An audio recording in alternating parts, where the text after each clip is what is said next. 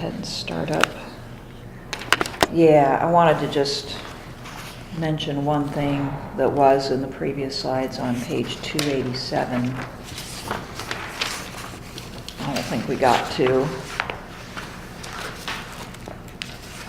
But maybe we did and I just forgot.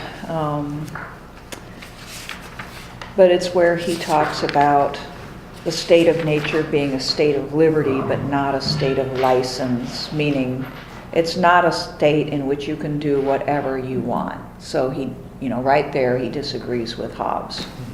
Hobbes says you can do whatever you want.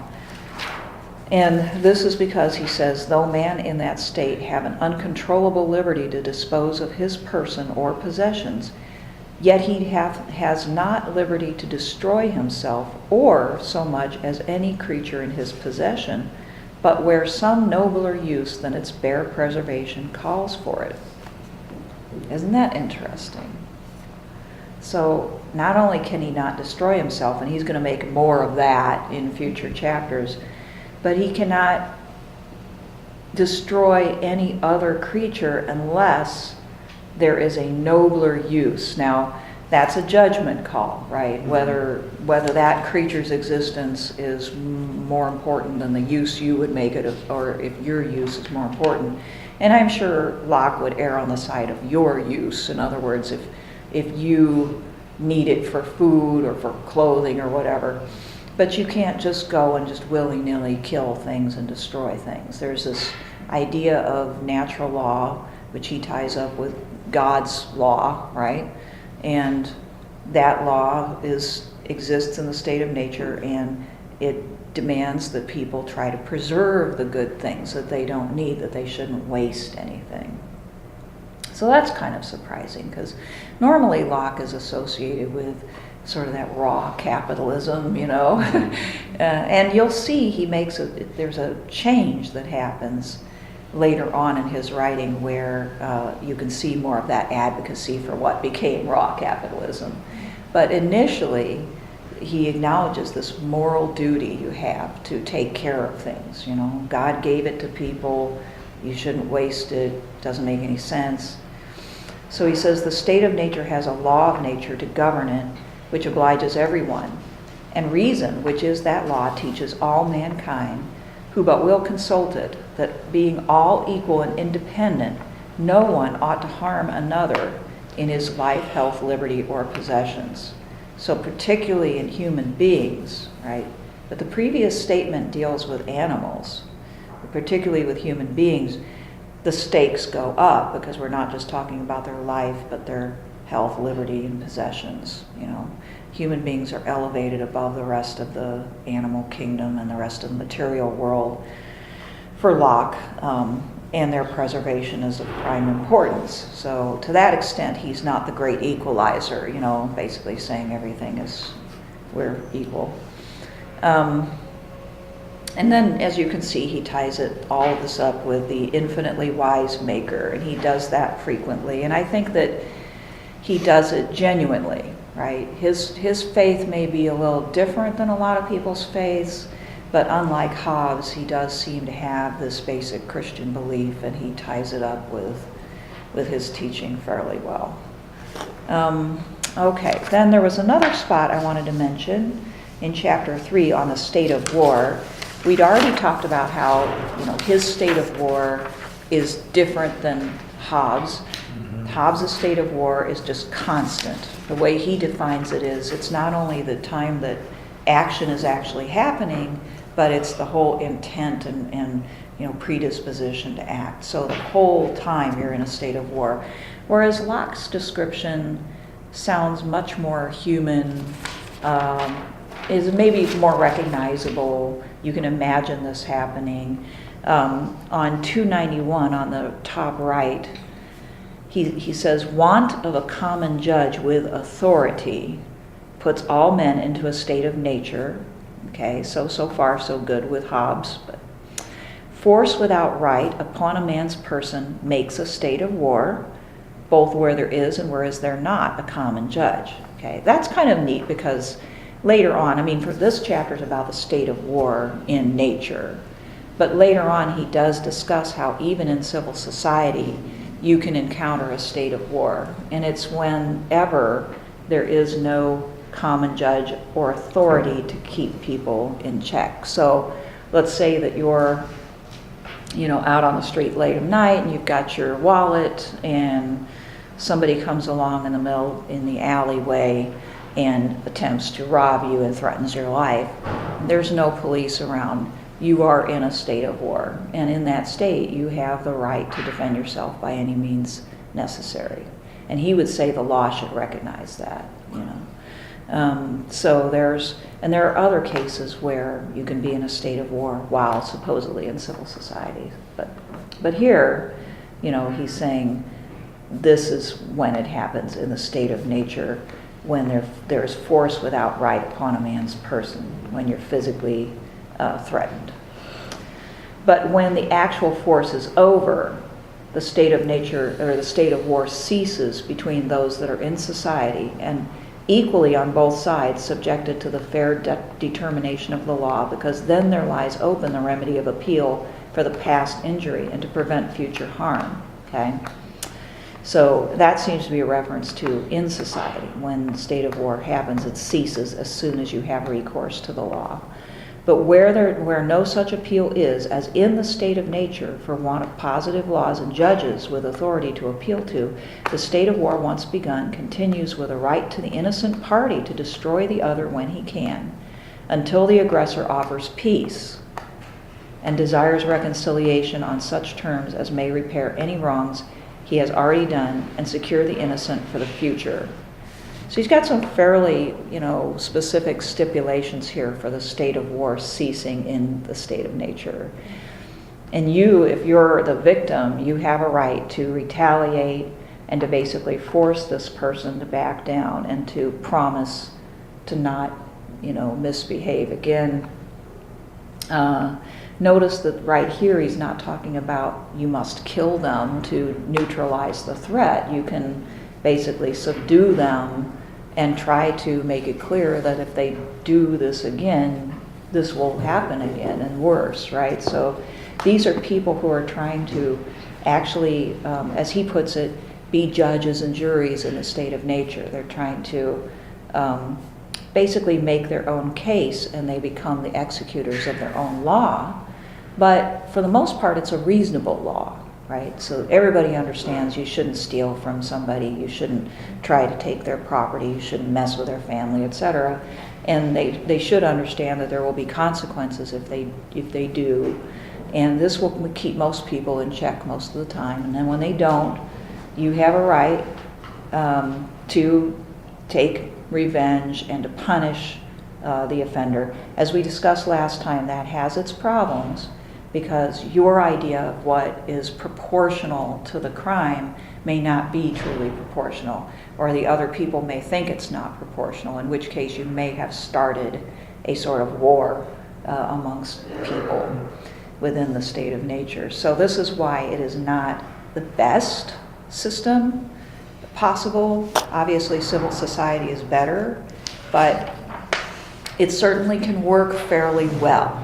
It's a rough and ready type of justice that people have been actually doing forever. So he's talking about something that people would have recognized much more so than Hobbes's state of war, which just sounds like, it's catastrophic. And it would only exist in an actual civil war, in some complete and utter breakdown, where people's social instincts are more or less turned off. Which they can be. I mean, when you're in a really precarious and violent situation, people turn from social beings who at least give some credence to what other people think and at least reciprocity, to complete opportunists. I mean, you see this in, when riots occur, even in this country, like during the Hurricane Katrina. I don't know if you guys remember that very well. How old were you? Probably, or you were kids when this happened. But, in New Orleans, all hell broke loose at a certain point. There was no, it was a natural disaster, but people were taking advantage. People who would normally take advantage were getting into stores, and they were just hauling away everything they could, and they were sometimes violent. Kind of like Ferguson. Yeah, it was like that, right? There were people at Ferguson who were fighting over race, but there are a lot of other people that just were there to take stuff, right? And why? Well, they say to themselves, this is Hobbes' reasoning, he says, they say to themselves, well, in this situation, I have to take care of number one. There's no other law, there's no other guarantee. I've got to do this, everybody else is doing it. Whereas Locke looks at this and, first of all, he doesn't think that's hardly going to happen. It's a rare case. It's not 100% of the time. In the state of nature where there's no government, people first look to cooperate with each other. That's a natural tendency. Have that family, and then maybe that extended family, and even small village. And they see the reason in cooperating, and they also have emotional ties to each other. So they're not radical individuals out there just trying to get what they can. So he would see that as a total and complete disaster, obviously, but not the norm. And therefore, this is the norm, right? And it's not as frightening. Okay, so that was the other thing I wanted to mention. Now let's talk about this chapter on slavery, okay? Why do you think he brings slavery up so early in this book? Remember, I said last time that Locke himself seems to have argued against slavery, but he owned stock in companies that were involved in the slave trade, which is like, maybe in his mind it was not that big of a deal since it was an investment and not a direct participation in it, but that has caused some questions to be raised about how sincere Locke really was about his position on slavery. Why is it so important that he puts it in chapter 4? It's really early on, right after the state of war. Does he do it just to put everybody on an equal playing field early? Okay, so by saying this, he says that we are all equal, even those who would be treated like slaves are actually equal. Okay, that would be part of it. To address getting out of the state of nature and in civil society, he has to address the subordination or lack thereof of certain people. Mm-hmm. So it's like, well, I'm in the state of nature, I can, I have to protect myself. Well, how does that account? If you're reading through this, how would that account for slaves? Mm-hmm. If you're a person of the day, not maybe today, but Mm-hmm. Right. And in England at this time, there weren't a lot of slaves, but they were beginning to participate in the slave trade. Well, I had a question about that because they had indentured servants. Right. And he seems to be saying, kill yourself before you become a slave. But he also says indentured servants aren't the same as slaves. He makes a distinction. Is that what bravery is? Yes. Okay. Right. Right down here in that last paragraph of slavery, he makes a distinction. Because above, he says, you would never willingly submit yourself to slavery, because that's like basically submitting to killing yourself, because you're totally handing over your life to another, and no rational person would do that. You might be forced to it, but then that's completely unjust, right? But he says, I confess we find among the Jews, and that's just a convenient biblical reference, as well as other nations, that men did sell themselves, but it is plain this is only to drudgery, not to slavery. For it is evident the person sold was not under an absolute arbitrary despotical power, for the master could not have power to kill him at any time, whom at a certain time he was obliged to let go free out of his service. That's indentured servitude. So apparently, because there's supposedly regulations in place that say you cannot do anything to your indentured servant, right? Anything you want. And it's a contract for a certain period of time. This is not slavery and doesn't put the person into the same complete vulnerability. Now, in practice, it might very well, like today when some folks bring over Hispanic, people from Mexico and elsewhere in South America under these circumstances. And, they're in a very unequal unequal power situation, and they might not even fully understand what the deal is or what their rights are, if any.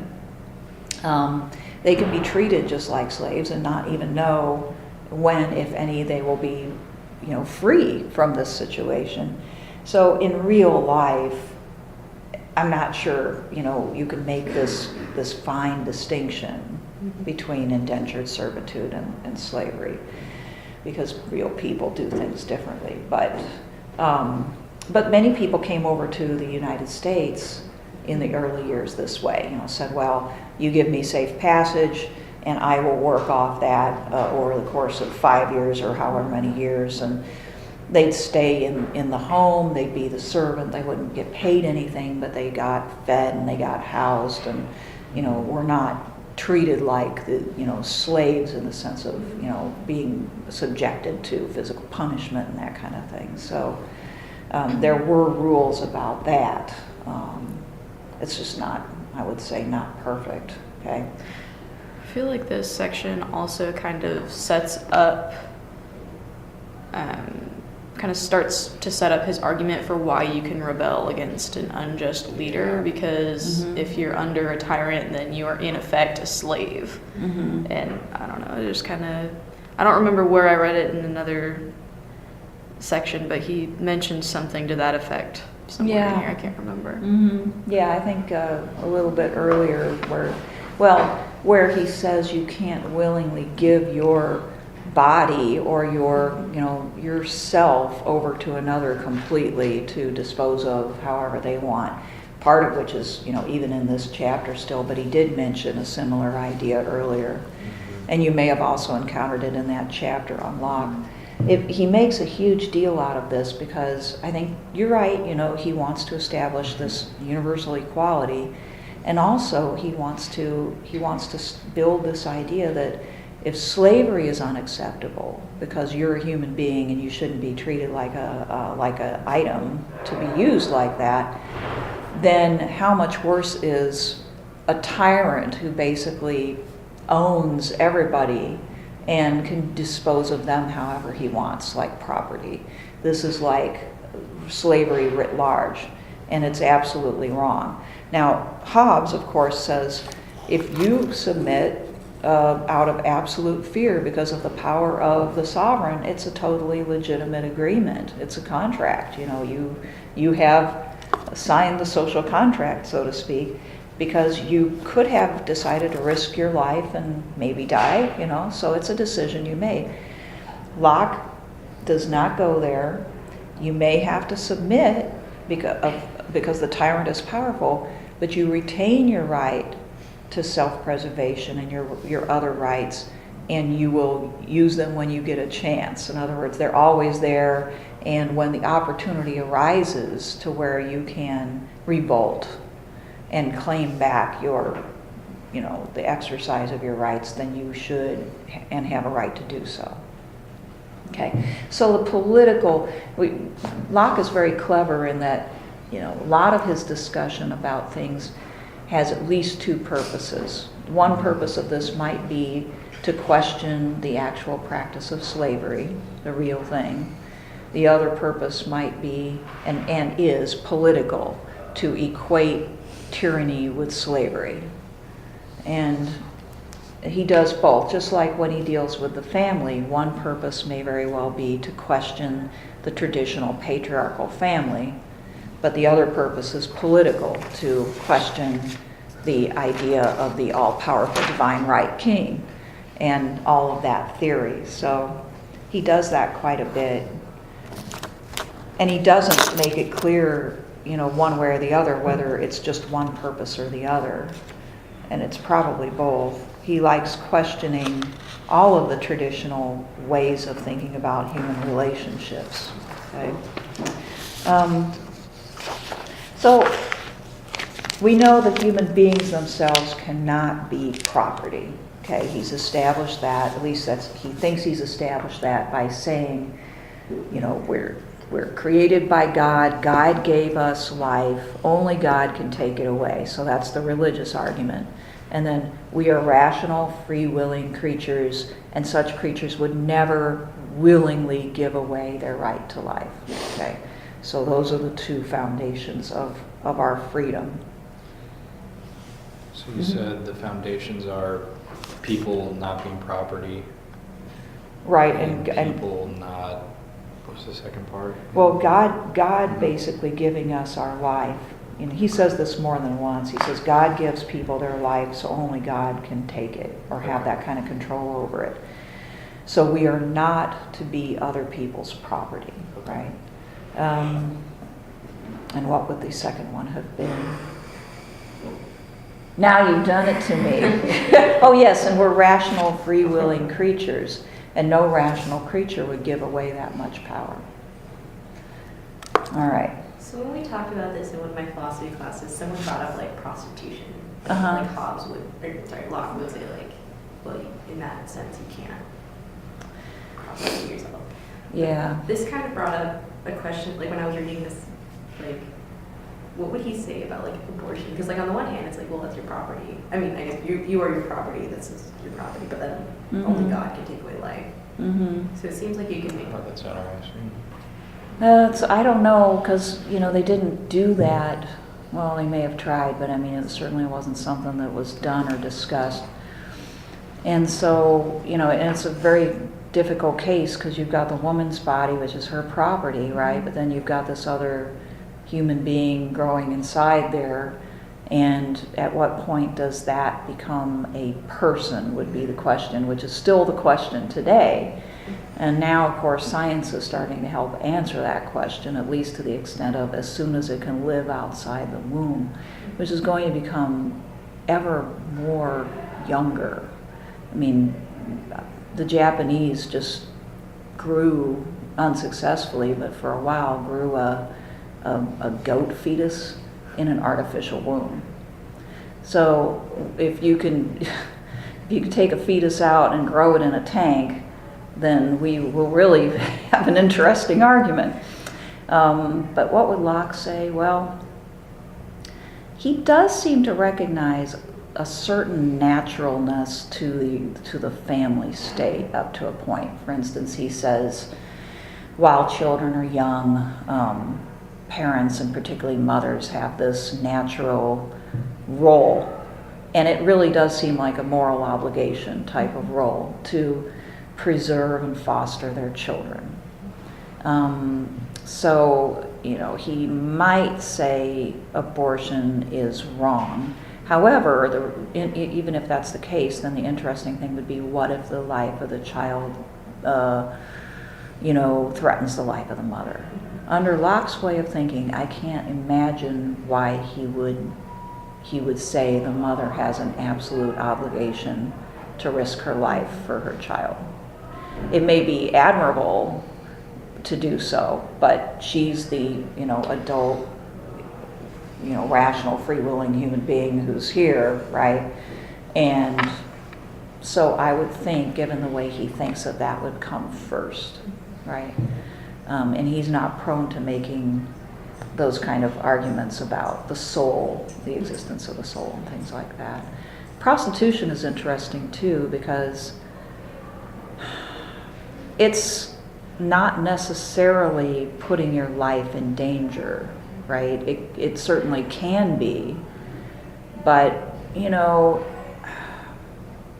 if it's done safely, it sounds funny, but Nevada, has all these rules and regulations about it. Yeah. Oh, Vegas, yeah. Yeah.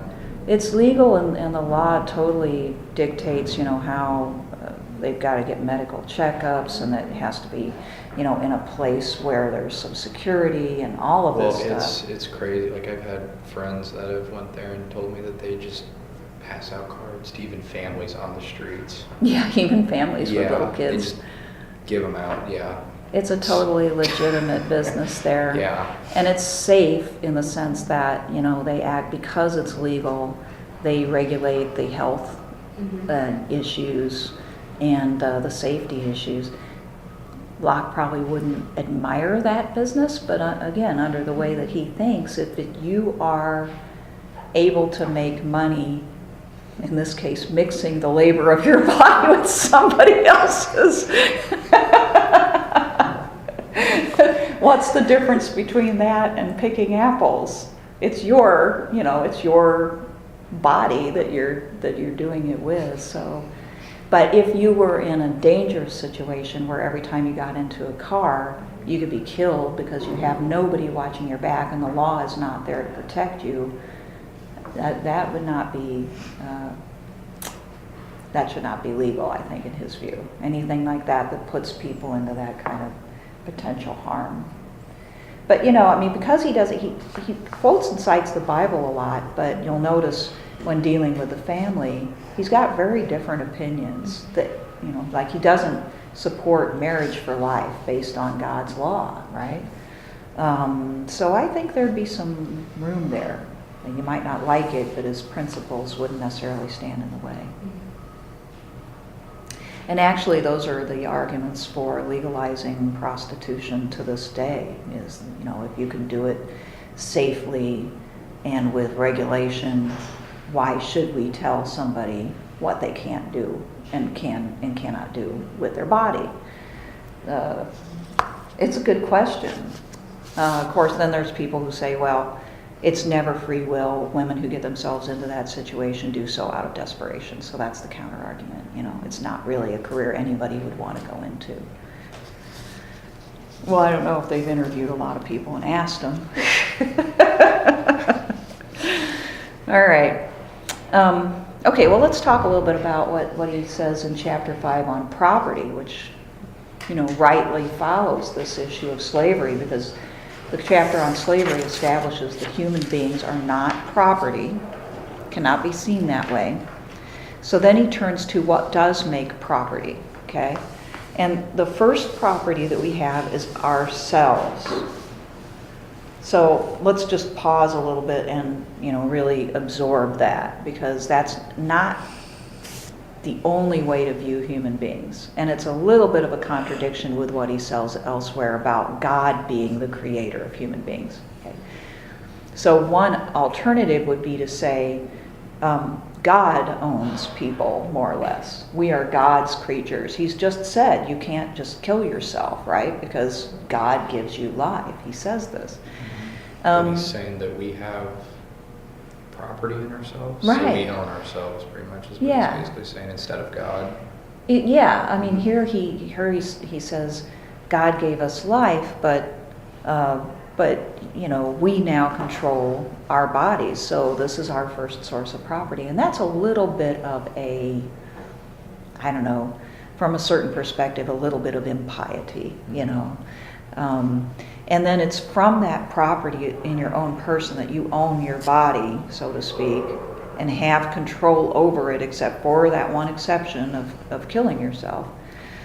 We therefore own our labor, the work of our body. And in nature, if you go and you pick wood, you gather wood, or you pick berries or apples or whatever, and you pile them up, that becomes your property because you've mixed your labor with it. So this is, again, a sort of rough and ready idea of property. There being no laws and enforcement in the state of nature, but still, it's just common sense. If you've done the work to hunt that deer or whatever, that's yours.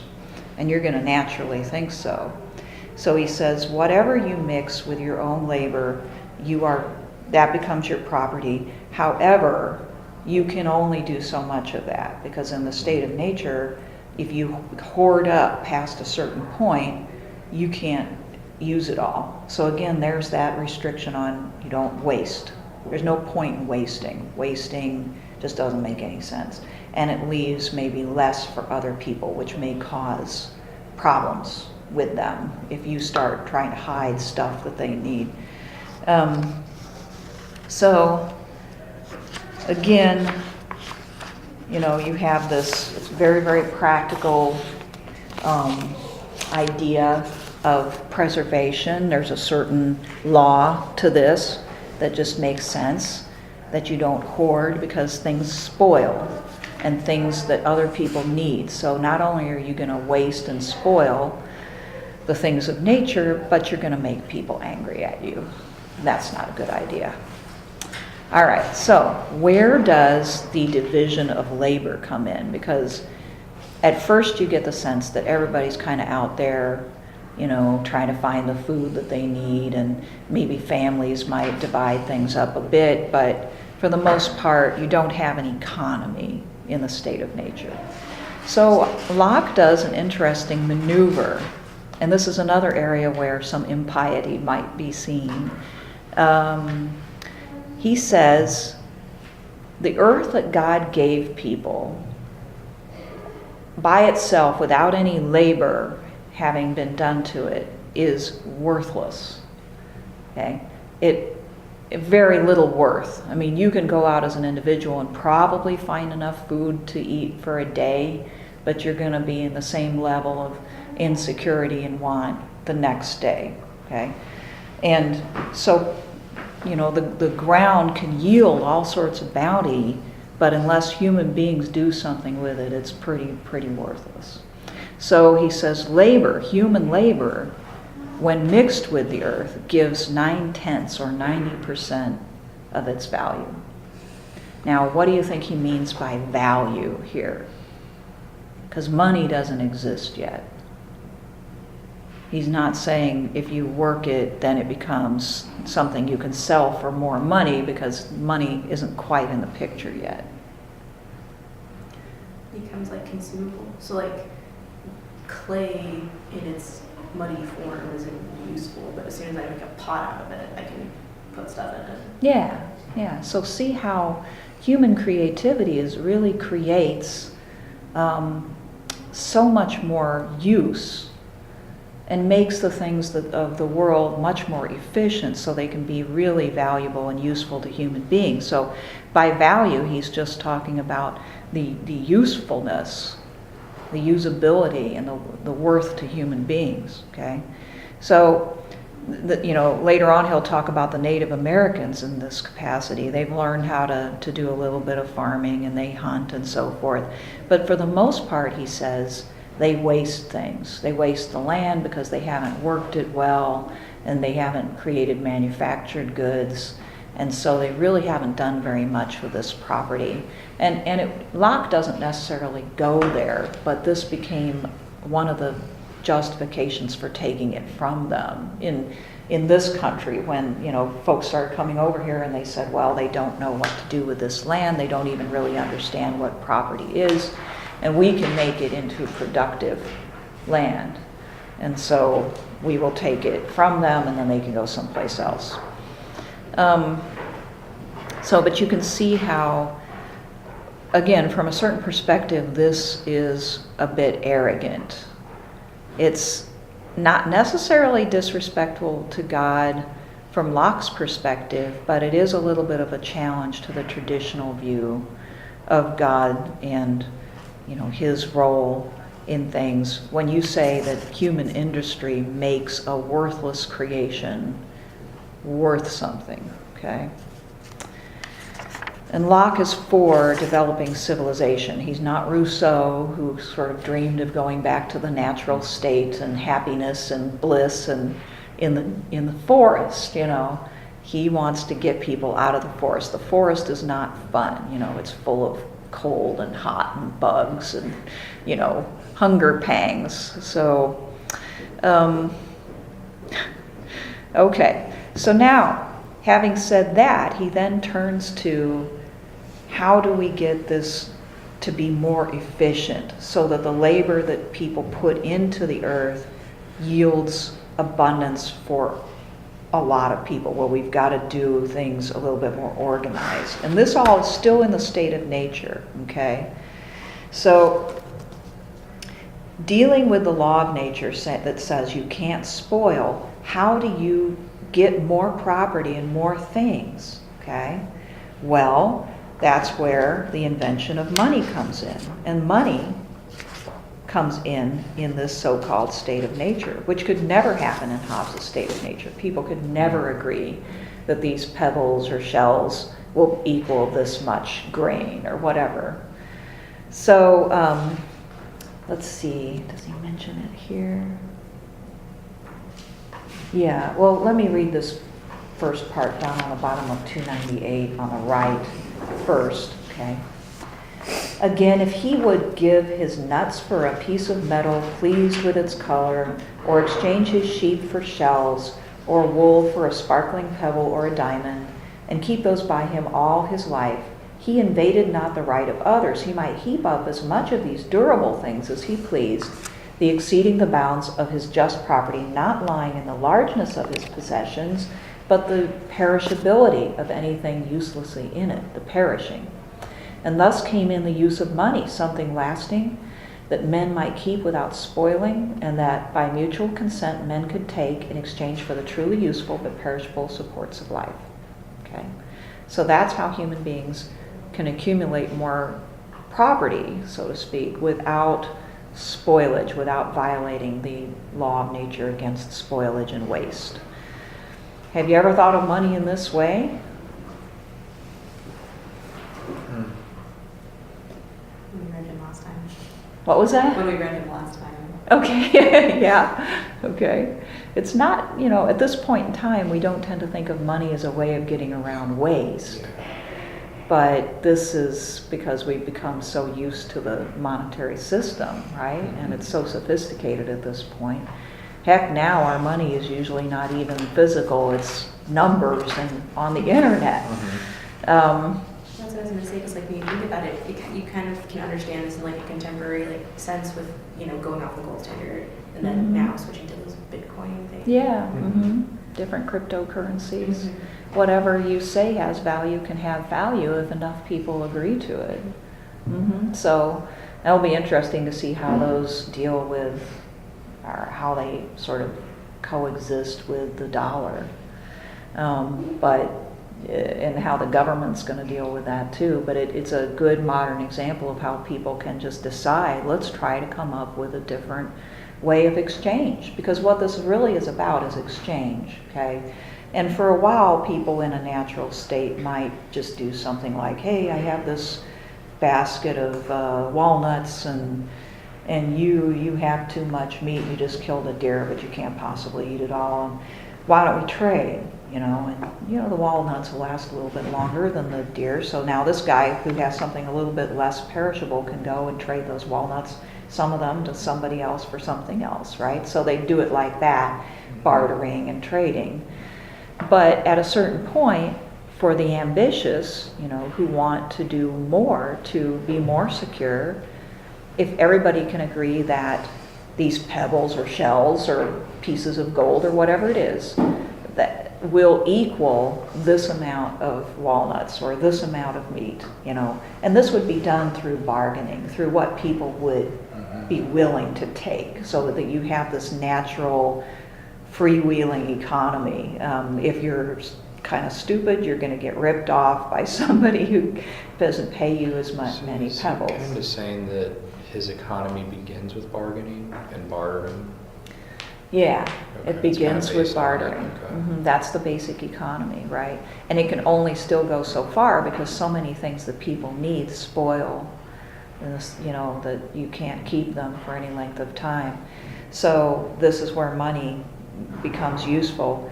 And then when you never do get over the problem of spoilage completely until you get more means of preserving things. But what you get out of money is division of labor and specialization. So now with this system, you can have the farmer who spends full time on growing certain produce, and you can have the guy who is good at hunting, who goes out and kills the deers and so forth and sells them, and gets rid of them to people who can eat them in exchange for money, which he then goes and buys the things that he doesn't from the farmer, from the builder, from the weaver, So, and this is again all in the state of nature. But the fact that some people are going to start being quite rich, okay, in this system,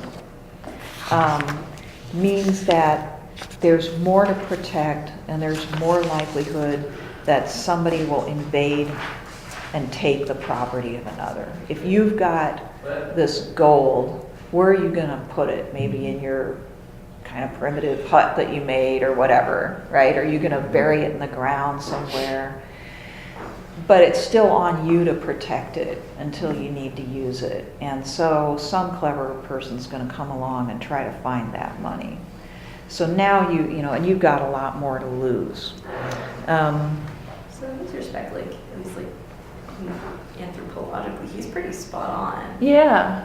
With how things actually have happened in the development of the economy. Mm-hmm. Yeah, he is. I mean, it's just his own observations, knowledge of history, some knowledge of Native Americans, which they had at that point, just observing the way they did things, because they did trade, these little, beads and stuff for goods that they needed. So he had, some sense of how this happened, and he is pretty accurate about it. Yeah. So you don't have to have lots and lots of evidence to figure this out either. It is kind of common sense. All right, so let's take a look at what he says up on the top of 299. All right, this is about gold and silver. Since gold and silver, being little useful to the life of man in proportion to food, raiment, and carriage, has its value only from the consent of man, whereof labor yet makes in great part the measure, it is plain that men have agreed to a disproportionate and unequal possession of the earth. Okay, now this is another impiety, perhaps, depending on who you ask, in that he's saying this is a natural development. People make money. Some people are going to be better at that than others. They're going to accumulate more money. Therefore, they'll be able to buy more land. And guess what will happen next? They will hire laborers.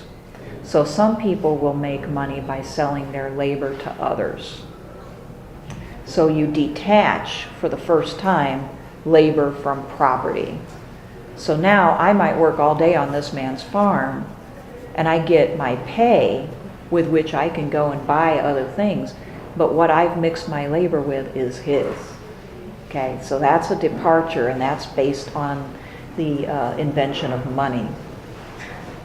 But I get the worth of my labor, and then I go find things to buy. So the unequal possession of the earth, is that something that God would countenance? Is this part of God's natural plan? When he created the Garden of Eden and basically said, here, it's yours, just don't do this one thing.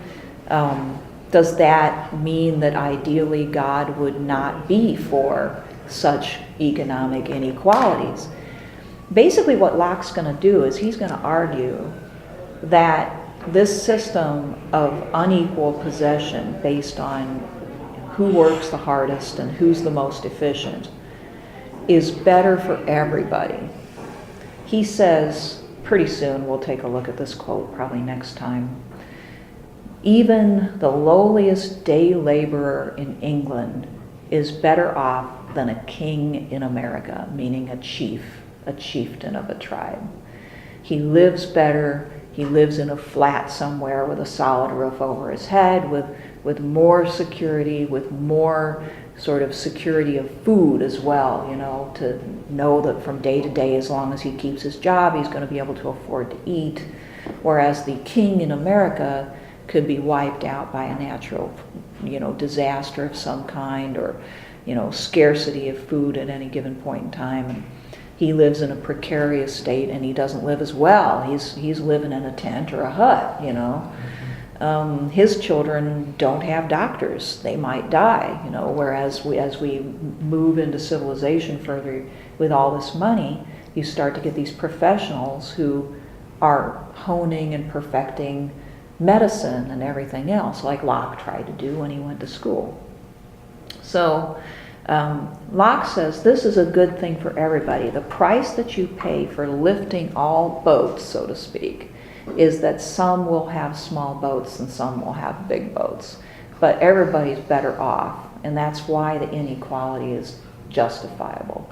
Now, does he try to link it up directly with God's will? God says this is a good idea. No, not directly. But everything that comes out of this, God is the originator, okay, in that he created the earth and he created human beings the way they are. And of course, God didn't stop this development. So it's a question, it's an open question whether these transformations in the state of nature are impious or offensive to God, or whether they would be actually okay, right? And I mean, you certainly see people arguing both ways about this, with, you know, saying this is kind of the beginning of the modern rejection of the idea of God's will and, you know, the equality of human beings under God's authority and the taking of that authority for human beings, because he's saying, now we'll do whatever we want to with nature. And our obligation is to ourselves to, you know, be as industrious and to be as wealthy as possible. And it will benefit our fellow man, but you can see how there's not going to be this sense of obligation to your fellow man now, you know, because you're doing your part by being industrious. It's, you know, yeah, it leads to the Adam Smith invisible hand type of argument. So, but we're out of time, so we'll get back into this. And I did put the assignment on the announcements, but basically read through part 2. Well, actually, the second treatise, all the way to the second to the last chapter. I want to leave the very last chapter to that week that we're doing the midterm. Okay. Sounds great. I mean, you can always read it, but that's what I'm recommending.